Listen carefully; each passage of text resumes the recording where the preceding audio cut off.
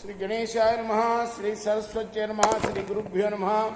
భక్తులారా, వాల్మీకి మహర్షి రచించిన శ్రీమద్ రామాయణం యథాతథంగా చెప్పుకున్నాం.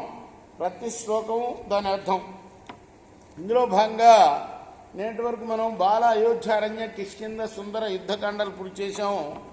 ఉత్తరాఖండ్లో కూడా మనం 49 సర్గలు చెప్పుకున్నాం నేటి వరకు. ఈ రోజున 50వ సర్గ చెప్పుకుందాం. చెప్పుకునే ముందు వాల్మీకి మహర్షిని ప్రార్థన చేసుకుందాం. పూజంతన్ రామ రామేతి మధురం మధురాక్షరం ఆరుహ్య కవితా శాఖాం వందే వాల్మీకి కోకిలం అంజనానందనం వీరం జానకీ శోకనాశనం కపీశమక్షంతారాం వందే లంకా భయంకరం. సదా నింబవృక్షస్య మూలాధివాసాత్ సుధాశ్రావిణం తిక్తమప్యప్రియంతం తరుం కల్పవృక్షాదికం సాధయంతం నమామీశ్వరం సద్గురుం సాయినాథం సమర్థద్గురు సాయినాథ మహారాజ్ కీ జై. దృష్ట్వా తు మైథిలీం సీతాం ఆశ్రమే సంప్రవేశితాం సంతాపగమగమద్ఘోరం లక్ష్మణో దీన చేతనః. సీత ఆశ్రమంలో ప్రవేశించడం చూచి లక్ష్మణుడు మనస్సులో చాలా దైన్యాన్ని పొందాడు. అప్రవీక్ష మహాతేజ సుమంత్రం మంత్రసారథిం సీతా సంతాపజం దుఃఖం పశ్యరామస్య సారథే. అప్పుడు రథాన్ని నడిపే సుమంత్రుడితోటి అంటున్నాడు లక్ష్మణుడు, సారథి, రాముడికి సీతా వియోగం ఎంత దుఃఖమో కదా.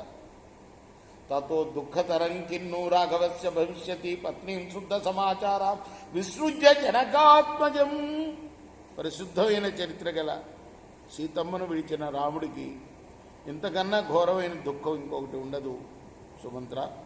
వ్యక్తం దైవాదహం మన్యే రాఘవస్య వినాభవం వైదేశ్య సారథే నిత్యం దైవం హి దురతిక్రమం. తప్పగా ఇది దైవం వల్లనే జరిగింది. ఎందుకంటే దైవ విధి ఏనాటికైనా కూడా దాటడం శక్యం కాదు కదా. యోగి దేవాన్ సగంధర్వాన్ అసురాన్ సహరాక్షసై నిహన్యాద్ రాఘవ క్రుద్ధ సదైవమనువర్తతే. ఇప్పుడు రాముడు దైవానికి కట్టుబడి ఉన్నాడు. లేకపోతే ఏ రాముడికి కోపం వస్తే గంధర్వులైనా, దేవతలైనా, అమరులైనా, రాక్షసులైనా వాళ్ళందరూ సంహరింపబడతారు. అటువంటి రాముడు ఇప్పుడు దైవానికి లోబడి ఉన్నాడు, కట్టుబడి ఉన్నాడు. పురా రామ పితుర్వాక్యా దండకే విజనేవనే ఉషితో నవవర్షాన్ని పంచజైవ మహావనే. పూర్వం రాముడు తండ్రి మాట కట్టుబడి దండకారణ్యంలో 14 సంవత్సరాలు ఉన్నాడు. తతో దుఃఖతరం భూయ సీతయా విప్రవాసనం పౌరాణం వచనం శ్రుత్వా నృశంసం ప్రతిభాతి మే.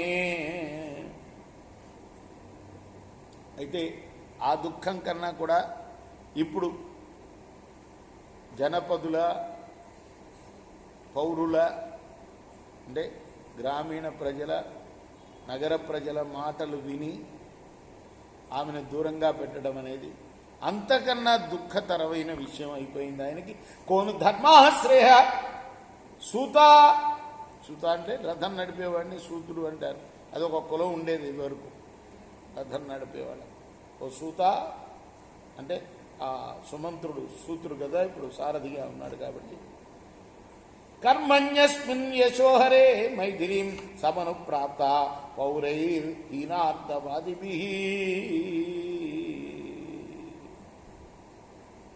చెడ్డ మాటలు పలికిన ఆ పౌరులకి, ఆ గ్రామస్తులకి ఈ కర్మ వల్ల, వాళ్ళు చేసిన ఈ పని వల్ల ఏ ధర్మం లభించింది వాళ్ళకి, ఏతా వాచో బహువిధా శ్రుత్వా లక్ష్మణ భాషిత సుమంత్ర శ్రద్ధయా ప్రాజ్ఞో వాక్యమే తదువాచ. ఈ విధంగా అనేక మాటలు చెప్తున్నాడు సారథితోటి రథం మీద వెళ్తూ లక్ష్మణుడు.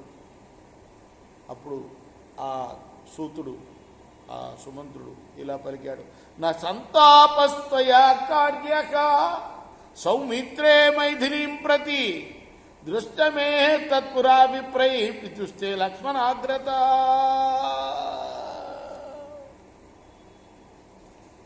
నానుభవ, నువ్వు దుఃఖించవద్దు.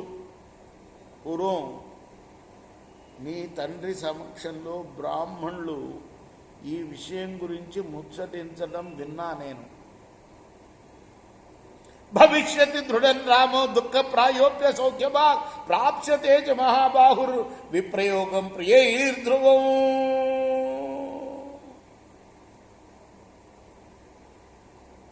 తప్పగా ఈ రాముడు ఎక్కువ దుఃఖాలు అనుభవించేవాడు అవుతాడు. త్వాం చైవ మైథిలీం చైవ శత్రుఘ్నుభరతౌ తథా నచ్చజిష్యతి ధర్మాత్మా కాలేన మహతా మహా. చాలా కాలం తర్వాత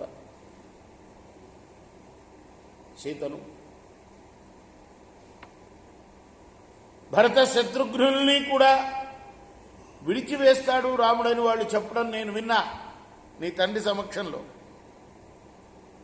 ఇదం త్వయిన వక్తవ్యం సౌమిత్రే భరతే పివ రాజ్ఞేగో వ్యాహృతే వాక్యే దుర్వాసా యదువాచ.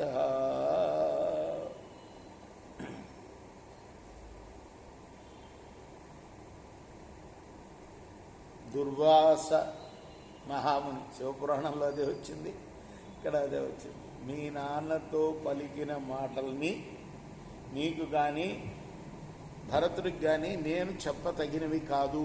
అంటే సూతుడు అనేవాడికి అన్ని విషయాలు తెలుస్తూ ఉంటాయన్నమాట. ఎప్పుడు జీ హుజూర్ రెడీగా ఉంటాడు పక్కన. మనకు ధృతరాష్ట్రుడికి కూడా అన్నీ చెప్పేది ఆయనే కదా, ఆయన రథం నడిపేవాడే చెప్తాడు. సంజయుడు ఆయన పేరు, అర్థమైందా? కాబట్టి మహాజన సమీపే చ మమ చైవ నరర్షభ ఋషీణా వ్యాహృతం వాక్యం వశిష్ఠస్య చ సన్నిధౌ. లక్ష్మణ, ఆ దుర్వాసుడు, నేను, దశరథ మహారాజు, వశిష్ఠుడు ఒక చోట ఉండగా మా ఎదుట చెప్పాడు ఆ విషయాలు. ఋషేస్తు వచనం శ్రుత్వా మామాహ వృషభ సూత న క్వచిదే వంతే వక్తవ్యం జన సన్నిధౌ. దుర్వాస మహర్షి చెప్పిన మాటలు విన్న తర్వాత నాతో మీ నాన్నగారు ఏమన్నారంటే, సుమంత్ర, ఈ విషయాన్ని ఎక్కడ నువ్వు చెప్పవద్దు అని చెప్పాడు నాకు. తస్యాహం లోకపాలస్య వాక్యం తత్సుమాహిత నైవ జాహత్వనృతం కుర్యాం ఇది మే సౌమ్య దర్శనం.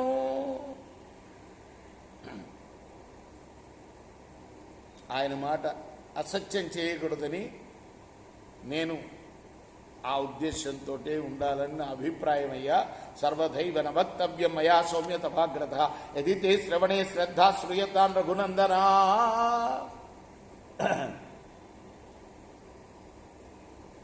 నాన్నకు మాట ఇచ్చాను కాబట్టి నేను చెప్పకూడదు, అయినా నీకు వినాలన్న శ్రద్ధ ఉంటే చెప్తానంటున్నాడు మళ్ళీ సుమంత్రుడు. యజ్జప్యహం నరేంద్రేణ రహస్యం శ్రావిత పురా తథాప్యుదాహరిష్యామి దైవం హి దురతిక్రమం ఏనేదమీదృశం ప్రాప్తం దుఃఖం శోక సమన్వితం నత్వయా భరతే వాచ్యం శత్రుఘ్నస్యాపి సన్నిధౌ.